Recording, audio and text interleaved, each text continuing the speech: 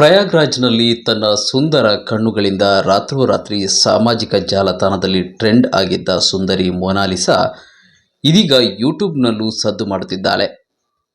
ಆಕೆ ಅಪ್ಲೋಡ್ ಮಾಡುವ ಸಾಮಾನ್ಯ ವಿಡಿಯೋಗಳು ಇದೀಗ ಲಕ್ಷಗಟ್ಟಲೆ ವ್ಯೂಸ್ ಪಡೆಯುತ್ತಿದೆ.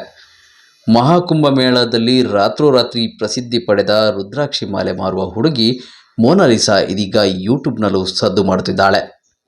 ಕುಂಭಮೇಳದಲ್ಲಿ ಮಾಲೆ ಮಾರಾಟ ಮಾಡಿಕೊಂಡು ಚೆನ್ನಾಗಿದ್ದ ಮೊನಾಲಿಸಾ ಹಿಂದೆ ಜನರ ದಂಡೇ ಬರಲು ಶುರುವಾಗಿತ್ತು.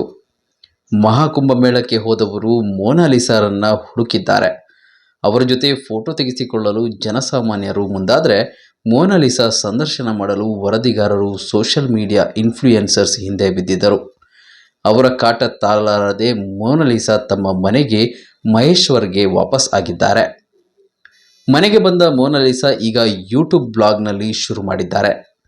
2021ರಿಂದಲೇ ಮೊನಾಲಿಸಾ ಯೂಟ್ಯೂಬ್ ಇದೆ.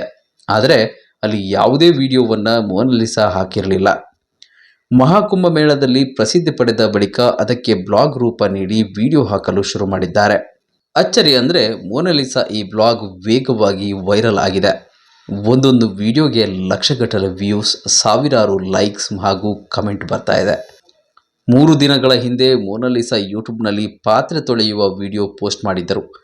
ಸಂಜೆ ಆಗ್ತಿದೆ, ಪಾತ್ರೆ ತೊಳೆದು ಅಡುಗೆ ಮಾಡಬೇಕು ಎನ್ನುತ್ತಾ ಒಂದಿಷ್ಟು ಪಾತ್ರೆಗಳನ್ನು ಹೊರಗೆ ತಂದುಕೊಂಡು ಹೋಗುವ ಮೊನಾಲಿಸಾ ಪಾತ್ರೆ ಕ್ಲೀನ್ ಮಾಡ್ತಿರೋದನ್ನು ವಿಡಿಯೋದಲ್ಲಿ ತೋರಿಸಲಾಗಿದೆ. ಈ ವಿಡಿಯೋವನ್ನು ಈವರೆಗೆ 28 ಲಕ್ಷಕ್ಕೂ ಹೆಚ್ಚು ಬಾರಿ ನೋಡಲಾಗಿದೆ. 1661ಕ್ಕೂ ಹೆಚ್ಚು ಕಾಮೆಂಟ್ಸ್ ಬಂದಿದೆ.